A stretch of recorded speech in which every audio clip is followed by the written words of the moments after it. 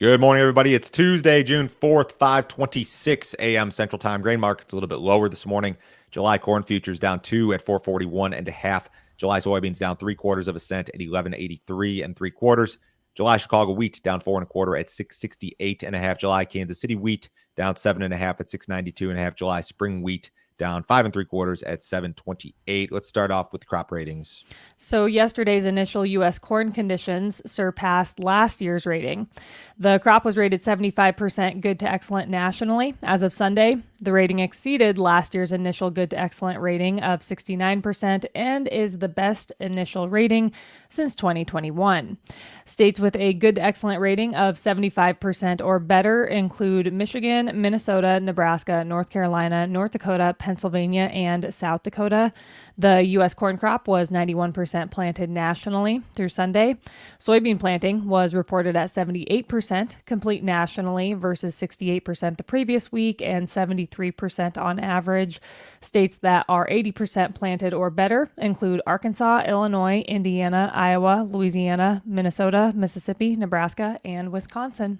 Shout out to the state of Pennsylvania. Your corn crop is rated 100% good to excellent. Absolutely phenomenal work, guys.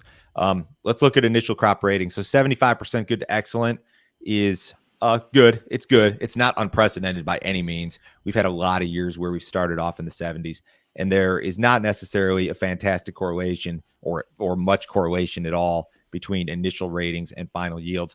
How does USDA come up with this garbage? I texted Pete yesterday, and he mentioned something about the crop ratings, and I said, Pete, complaining about USDA season is 12 months long. We're just kind of like in one era of it for any given calendar year. But the way that it's calculated, this is what USDA says. The USDA National Ag Statistics Service, or NASS, calculates crop conditions using subjective evaluations from local experts. What does that mean?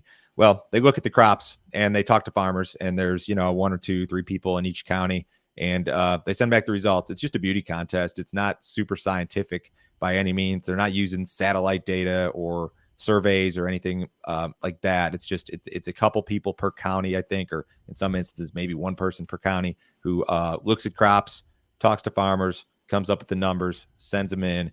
They aggregate it and they spit you out these national numbers. So this is not like gospel. It's not super hard data. Do traders look at it? Yeah, I think they absolutely do. So 75 is good. Is it a guarantee that you're going to have a trend corn yield or a good corn yield even? No, not at all. What about winter wheat? So the crop was 6% harvested nationally through Sunday versus 3% on average. The crop in Oklahoma was 22% harvested, while the crop down in Texas was 33% harvested. No progress was reported in Kansas or Nebraska. Winter wheat conditions improved to 49% good to excellent versus 48% a week ago. The U.S. spring wheat crop was rated 74% good to excellent nationally compared to 64% last year. I think there's still some problems with part of the crop in Kansas and elsewhere that we're still dry. I know the Kansas Wheat Tour said that, things are good and they're going to be better. There's still some issues. That's not why the wheat market's rallied, though. Let's get to that story. Russia could declare a nationwide emergency due to recent frosts. According to Russia's grain union, approximately 3.7 million acres of crops have been damaged due to the cold weather. Several regions across Russia have already declared local emergencies as a result of the frosts. Last week, Sovicon lowered its estimate for Russia's wheat crop to 82.1 million metric tons, down from its prior estimate of 85.7 million metric tons. The USDA is estimating the crop at 88 million metric tons. The emergency declaration could come as soon as the end of this week. So they said that there could be an emergency declaration, but there were no real details about what that means. Does it mean export restrictions? Does it mean something along those lines? I don't know. Wheat rallied on this initially yesterday in the morning and then sold off and finished the day lower. And that's been the trend with these friendly Russian headlines the last several trading sessions.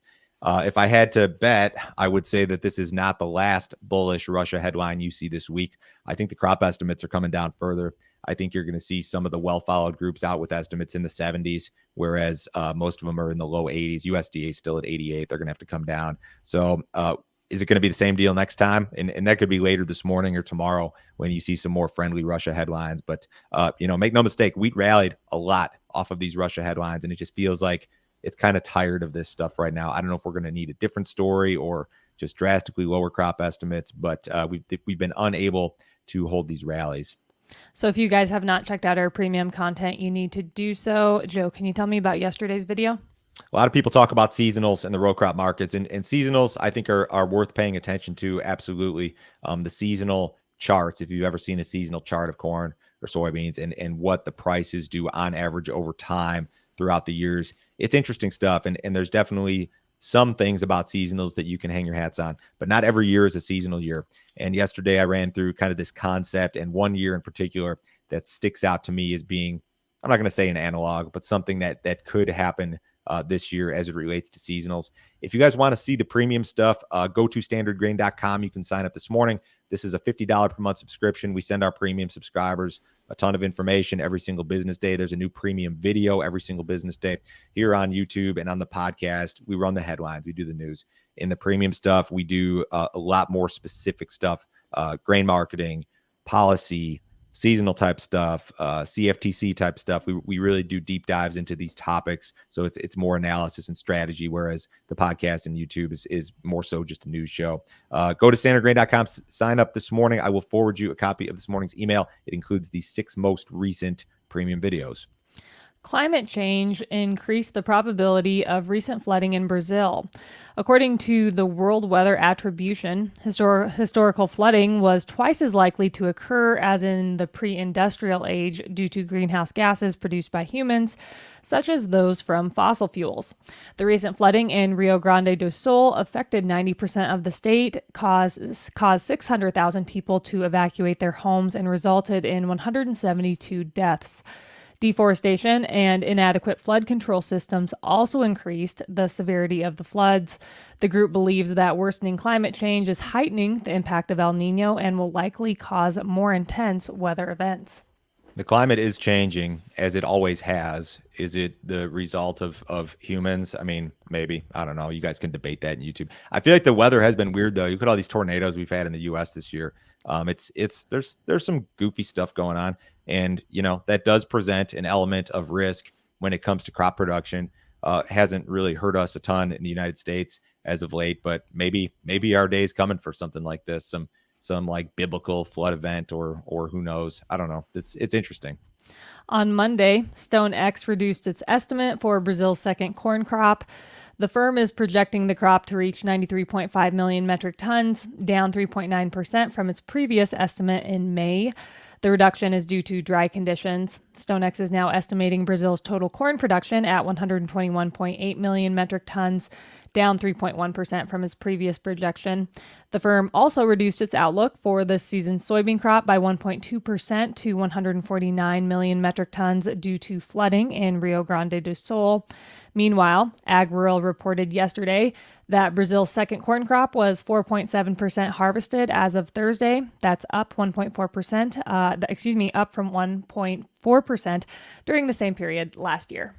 Of course, the debate continues about USDA versus CONAB and USDA versus these South American entities. USDA's crop estimates are higher. The entities in South America are lower. Maybe they come together, maybe they don't. The thing that matters for me would be simply exports. If the Brazilian crops are really much lighter than USDA has advertised, ultimately it should result in an uptick in U.S. export demand, right? And a shift in the pricing dynamics.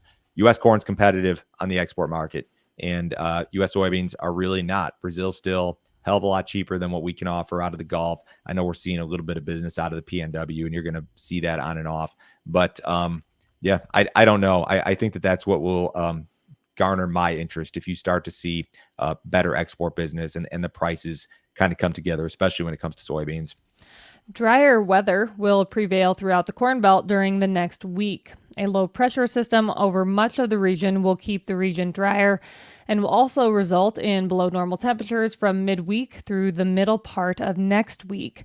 The 6 to 10 day forecast introduces some additional Corn Belt rain, although the forecast remains dry and cool for most of the region. During the extended period, heavier rains are likely in parts of Kansas, Oklahoma, Texas, Arkansas, and the Mid-South. So it's not a dry forecast, it's a drier forecast relative to what we've seen. But yeah, there's going to be this kind of low pressure system. And you look at the 6 to 10 in particular. I was looking at some of the temperature forecasts or expectations. You're talking like 10 to 15, 20 degrees below normal throughout the central corn belt for a good 4, 5, 6 days. I have no idea what that means when it comes to agronomy or crop production. You guys tell me. But that's the deal. A little bit drier and quite a bit cooler versus normal is what's in the forecast right now. Here's the radar this morning. So not totally dry. There is some rain over North Dakota, parts of Nebraska, parts of Oklahoma. Looks like a pretty strong system. So not totally dry, but drier relative to what we saw in April and May, the way it looks. U.S. corn shipments increased last week. USDA reported that 54 million bushels of corn were inspected for export during the week ending May 30th.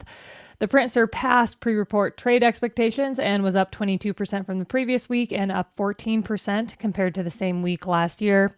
Soybean shipments were at the upper end of expectations at 13 million bushels. The print was up 57% versus the prior week and also up 57% compared to the same week last year.